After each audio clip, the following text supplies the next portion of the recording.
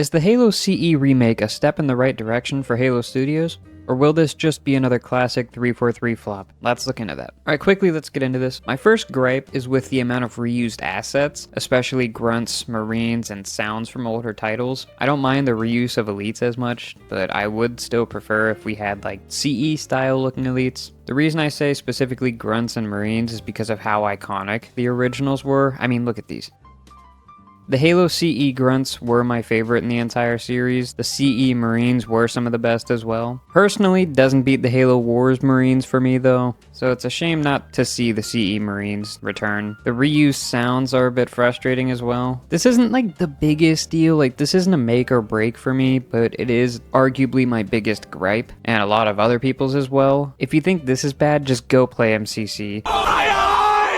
As for multiplayer, I am upset that we aren't going to be getting one with this game, but I believe there's a couple reasons why we aren't. My first idea is that they are waiting to release a multiplayer title simply to keep the game below a mature rating, or because they don't want to restrict themselves to the CE format for a multiplayer title. They're most likely getting close to revealing the next multiplayer game. I mean, I really hope that's the case. We really can't go another couple years without a new Halo multiplayer. As for the Halo CE remake, I really hope that they don't price the game above $50, considering it's going to be campaign only. I feel like $40 to $50 is fair. Hopefully it will be less than $70. So why did they decide to remake Halo CE as their next Halo game? Most likely because it would be a quick and easy project to lay the groundwork of what's possible in Unreal 5 for the future projects. Another reason is to give PlayStation players an easy intro to Halo for people who've never tried it before. Plus, they don't have to write a story of their own, so that works in their favor. They basically only need to upgrade the looks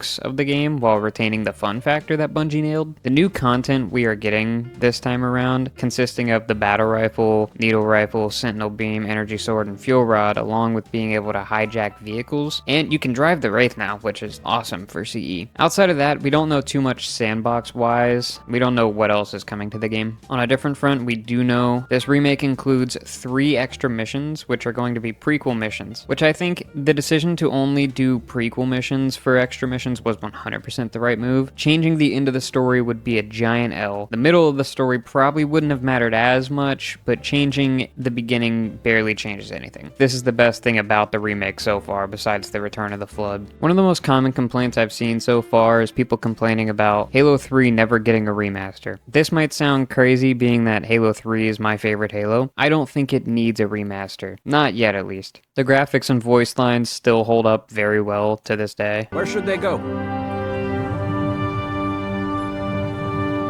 To war.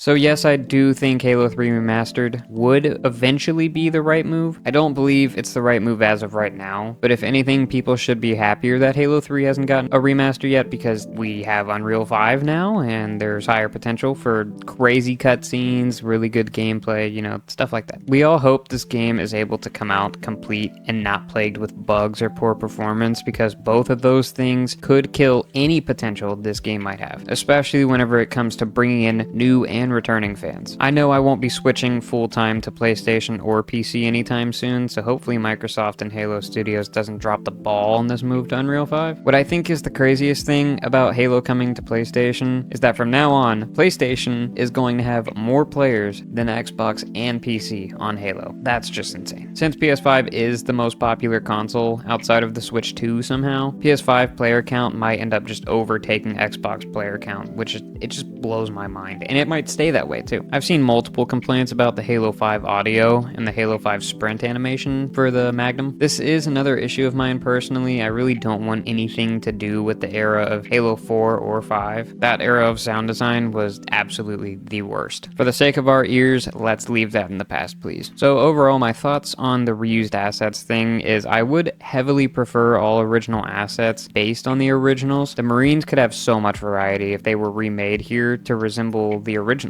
Hat Marines, no shoulder pad Marines, face covered Marines. We don't want infinite assets. As I said, the elites are the least of my worry because they still look like their original counterpart for the most part, but the grunts, man, the grunts look was just cooked. I mean, what the fuck?